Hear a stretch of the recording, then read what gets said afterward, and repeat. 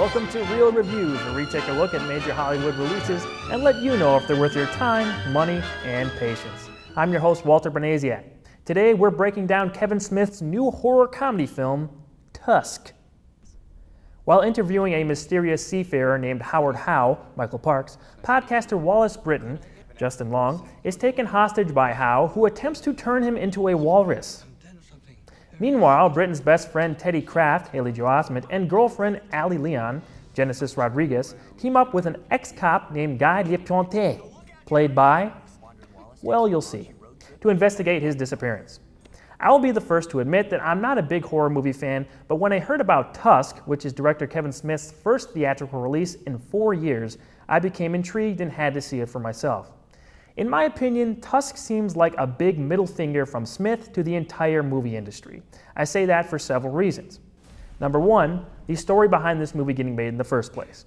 Kevin Smith hosts a variety of podcasts, and on one of them, the Smodcast podcast, in an episode from last summer, Smith discussed an article featuring an ad where a homeowner was offering a living situation free of charge if the lodger agreed to dress as a walrus. The discussion went on from there, resulting in almost an hour of the episode being spent on reconstructing and telling a hypothetical story based on the ad.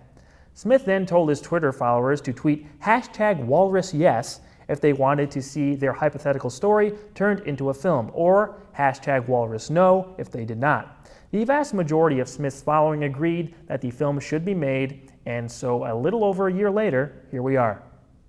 Basically, the whole thing is meant to be a joke. An inside joke between Smith and the fans of his podcast. I think it was more of a situation where they had the idea and kept pushing it farther and farther to see if anyone would actually help them make it. Needless to say, this cinematic game of chicken was won by Smith and his team. Reason number two, Smith's rocky second half of his film career.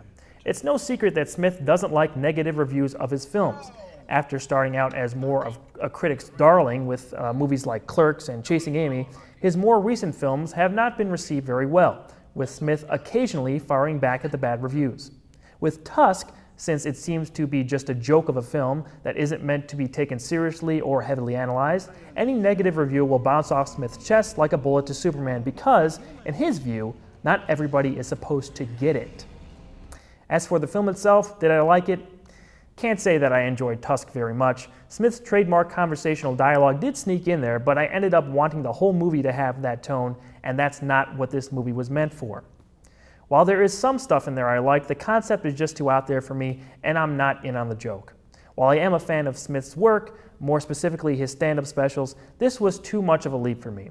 I think he can make more important films than this with his time. If you're a huge Kevin Smith fan and follow him in all his incarnations, you may like Tusk for the ridiculous, twisted thing that it is. However, I'm giving Tusk a 4 out of 10. #WalrusNo. Be on the lookout for more real reviews coming soon. Make sure to like our Facebook page and subscribe to our YouTube channel. As always, remember, if it's not reviewed here, it just isn't real. I'm Walter Banasiak, and I will see you at the movies.